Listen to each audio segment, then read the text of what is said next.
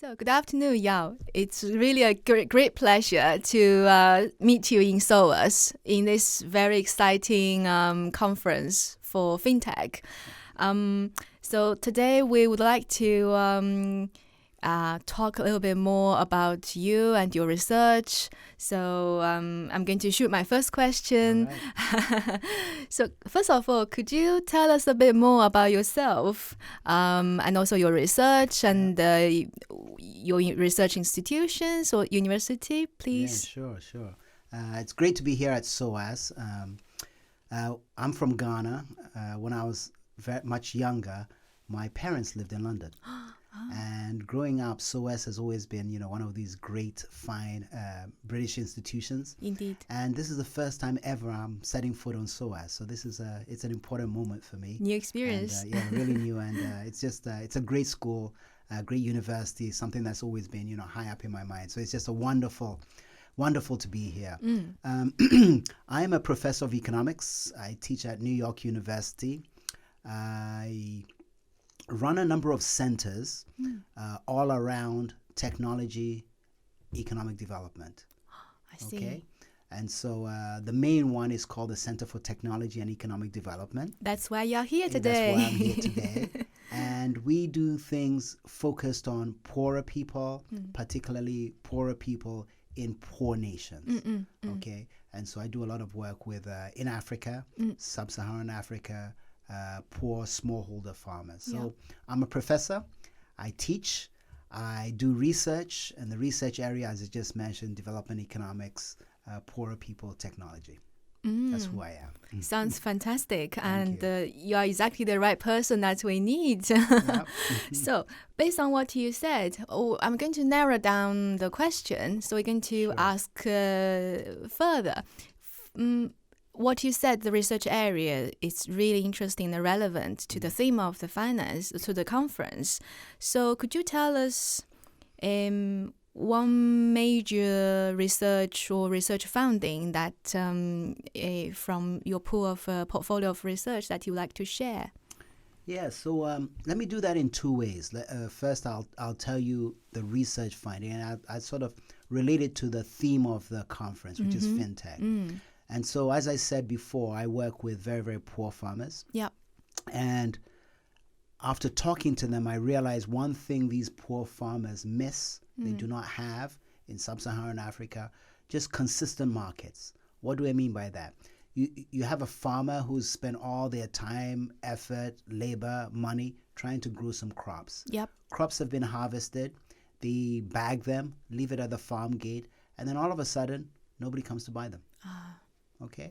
And so, or if they come, the prices they're getting are so low, they feel like just leaving it on the farm. We talk a lot about post-harvest losses, which means output that could have gone to the market but didn't. And I found out through my research that a big part of this is due to the fact that these farmers simply don't have markets for their goods. It's as simple as that. The traders just don't show up. They have other places they could go. Or, on the particular day when the trader was going out, the trader went to 4 particular farmers and not these other 4 particular farmers. Okay. So that's sort of the research finding that we had. Right. And then tying it into the theme of the conference, we decided that a good thing for many sub-Saharan African nations is a commodities market, commodities exchange. These are things which have existed in the United States, for example, Chicago Board of Trade, Mercantile Exchange, for a very long time. Indeed. And African countries, after their independence, established stock markets, but not commodities exchanges. No one at all. None of the... In sub-Saharan Africa, we have Ethiopia, we have South Africa, and that's pretty much it. That's until a big Ghana gap. recently. Until Ghana recently, I see.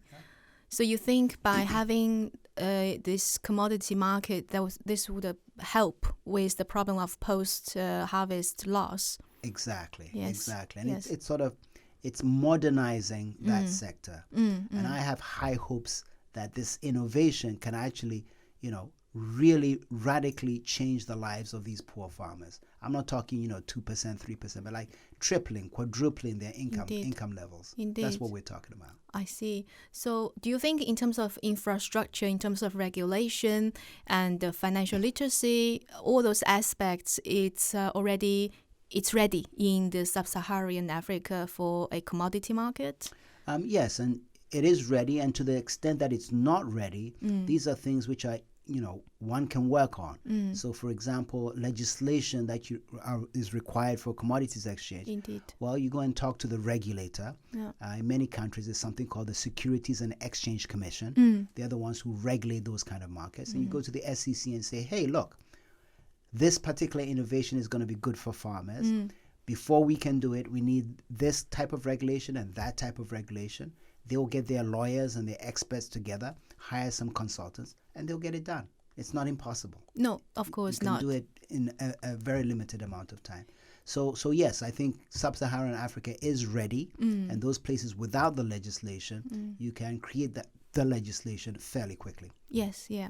So do you think this market is more of a market within one country but available for surrounding neighbor countries, or you think it's more the case of one commodity market in each country needed? No, so I think the best case scenario would be if you had a few of these in different parts of Africa. So I focus on sub-Saharan Africa. The commodities exchange we've built in Ghana, the focus currently is on Ghana itself, only because the exchange hasn't grown that much. But the goal, the ambition, the future is to handle all of the 300 million people who live in West Africa. That's the future. That's the goal. That's the goal. So based on your research, do you already see what you are hoping for that's already happening in Ghana because of this commodity market they have? Yeah, so, and again, two answers to that. One is in terms of impact. Yes, we're beginning to see that those people who are engaging in the exchange are happy. They're making better sales, and so we're seeing that impact. And the second answer is, and again, this is related to the earlier question you asked me, the team on the ground working on the commodities exchange is a great team, and they've already begun thinking about expanding outside of the national borders. Right, I see. And so it's currently in Ghana, but there are conversations with the next door country, Cote d'Ivoire, and then 3 countries away on the other side, Nigeria. Nigeria is a big country, yes, so if you get entry into that, it's great. But those conversations have already started.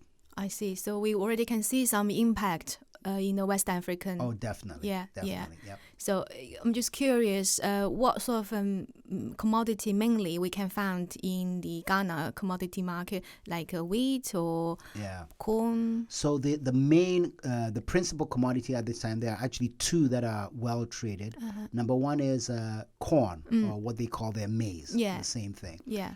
So that's traded. The second is soya. So soya is also traded. And by the end of the year, they'll be adding rice to it. Right. Okay. So they're the major crops. Those are the major crops, yeah. They don't grow wheat there in that region. Yeah. That's something you find in the United States, for example, right? But yes. I see. So do you think what do you observe in the commodity market in Ghana? Who are the main traders? Are they all mainly from African or from Ghana or from outside of Africa as well? Right. So at this time, majority, 99% are from Ghana. That's because the exchange only opened in November. Okay, so it's not even 1 year old. So it's really new. It's really new. I see. But already they've started, as I said before, reaching out to Cote d'Ivoire, which is to the west of Ghana, and then to the east, Nigeria, on trading. And so there's been a lot of interest from people outside of Ghana to trade on the Ghanaian Commodities Exchange. I see. Yep. This sounds like a very exciting new baby just born in West Africa. It is.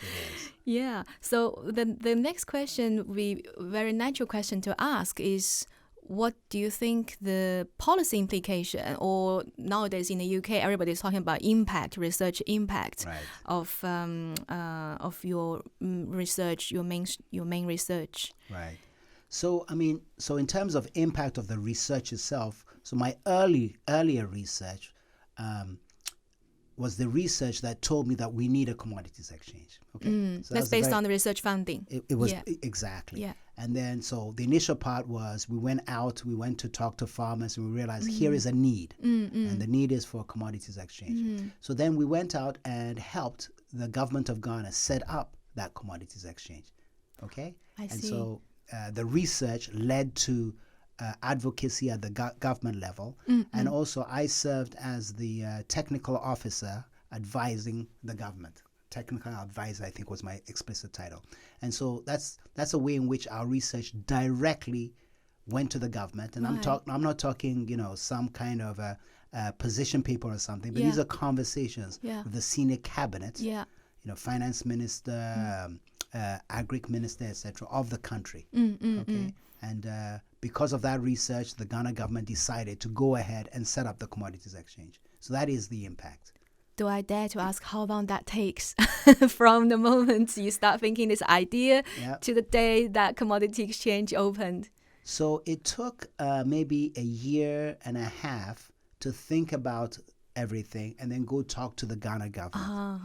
And once the Ghana government decided to go ahead, and it's now that I look back, it's actually fairly impressive. It took them 12 months. That is very 12 months. Impressive efficiency. Yes, I think maybe it's. I opened my big mouth up. One of the ministers asked me, "So, dear professor, you're saying all this and that and this and that. If we give you the money right now, how long will it take you to do?" And I just blurted out 12 months. Yeah. And they said, "Okay, go ahead and do it." And we did it. So you did it in 12 months. I feel very happy about that. I bet it was a very exciting experience you had. At the beginning, after I said it, I was a little bit nervous, but afterwards, it was exciting. You delivered. Yes. You delivered. Yep. So, I wonder, because this is Ghana, and in terms of implication, it's very clear. You can see a direct impact on the market, on this country. So, in your view, what important lessons can we learn from this successful practice by other African countries or even other developing countries who have probably similar issue?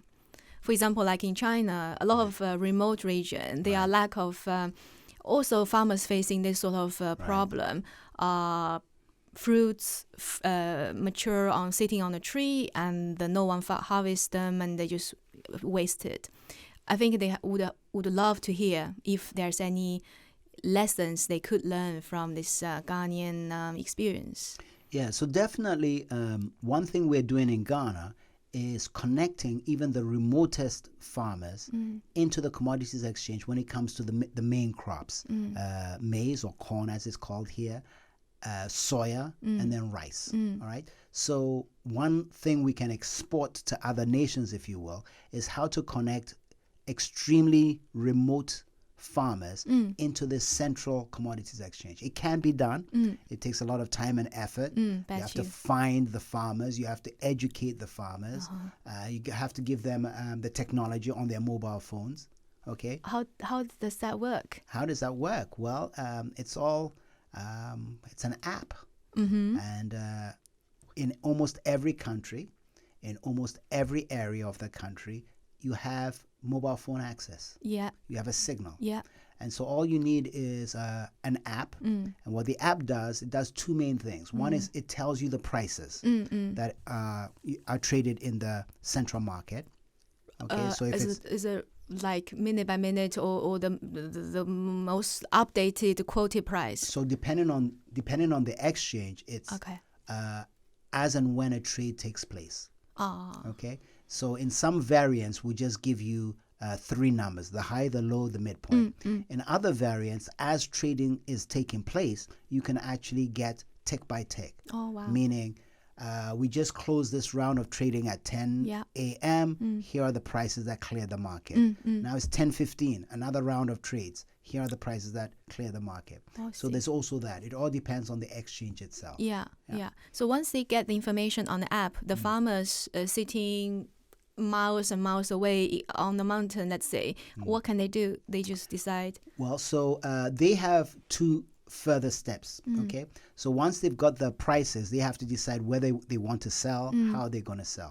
So the two things that they have to do, first of all, they need to get their goods to a warehouse, which is not very far, I assume. Which should not be so that's where the government comes in. Yes. Okay, yeah. so either it's very close and you can do it yourself, or you form a group with other similar farmers, put it on a truck and send it to the next, a medium-sized town. Right. But anyway, the first step is to get your goods and put it in a warehouse. Yeah. Once you get your goods in the warehouse, you get a warehouse receipt. Okay, you get a little, it's called a grains receipt notice with a number on it. And then the second step is you call your broker. And so everybody will have a broker. If you're on the system, you call your broker, who'll be kind of like your friend or somebody you can talk to, and you just give your instructions to your broker. You can say to your broker, I need to sell the fruit on my trees immediately. Okay. That's an order you can give. Yep. Or you could say, well, get me the best price over the next 3 months. Okay. Or you could say, sell as soon as the price gets to a certain level. Amount, yes, okay? So you and your broker have a conversation and then discuss. So those are the two steps. Send your goods to the warehouse, get the receipt. That's step one. Step two, call your broker and decide what you want to do. Sell now, sell later. Amazing. That's brilliant. So I assume it's all standardized contract they are using. That's correct. Yes. Standardized. And that's, as we're setting it up, we work very hard to get these standards. Okay, so if it's corn, there's corn grade 1, corn grade 2. And corn grade 1 has to satisfy certain requirements, moisture level, cleanliness, etc. Indeed. I see. So along the process of helping Ghana to set up this commodity market, is anything you have to change that you can't use directly from, let's say, Chicago Board of Trading? Yeah. So the ultimate goal is to do everything the Chicago Board of Trade does, or Chicago Mercantile Exchange actually does. However, this has just started. Yeah. And so some of the things, for example, as we speak today, there are no futures markets, no options markets, but it's coming down the road. Okay, currently it's a spot exchange, a spot market. So essentially, whatever is sent there, you buy it or sell it on the spot. Okay, that's a spot market, as opposed to buy a futures contract, where you buy something for delivery 3 months later, or 6 months later, or 12 months later. So this latter kind doesn't exist. Okay. And they're not yet anyway. Not yet. And of course, there are more complicated versions of that, options, where you buy the right to buy it later on if you want. Okay. And so these are things which obviously the Chicago Mercantile Exchange has, and the Ghana Commodities Exchange does not have. But as you correctly said, it's yet. Indeed. They'll get there. We will get there. I definitely think so. Yes. Indeed. So if I understand correctly, this commodity exchange provide an important platform for farmers to trade their output, really. That's right. And also by providing important service, the intermediary service by broker, so that farmers can get crucial information to make a decision with a timely manner. So that's right. the crucial bit, right? Those two are the crucial bits, exactly. Those are the crucial components of the Commodities Exchange. But just to repeat something I think you brought up earlier on, which is that I think you had said, what if you have a farmer with fruit lying on the tree and nobody comes to come pick it up? The great thing about the Commodities Exchange is that if you have the fruit, you can send it to a warehouse, somebody will come and pick it up. So this arrangement is by the exchange or government or community or what? So the Commodities Exchange was formed by the government. The government set it up. The actual transportation, the logistics side. So the logistics side, the exchange itself has some cars, but you, the private farmer, individual, you can and should get your own transport too. And we actually encourage farmers to form little groups so they can all send their goods to the warehouse at the same time. Does that turn out to be fairly easy for them to arrange, or? For most of them, once they figure out, once they figure out that there's money in it for them, human ingenuity, they will solve that problem. Indeed. Okay? It's just human beings, they'll find a way around everything so long as there's money in it for them. We have no doubt about that. That's right. an amazing side. That's right. So on that note, I think we already got very inspired with the story and your research and the successful experience in Ghana and in Africa. I think we keep our eyes on this research and hope to see the futures and the option market coming very soon. And I believe that will be a very short time.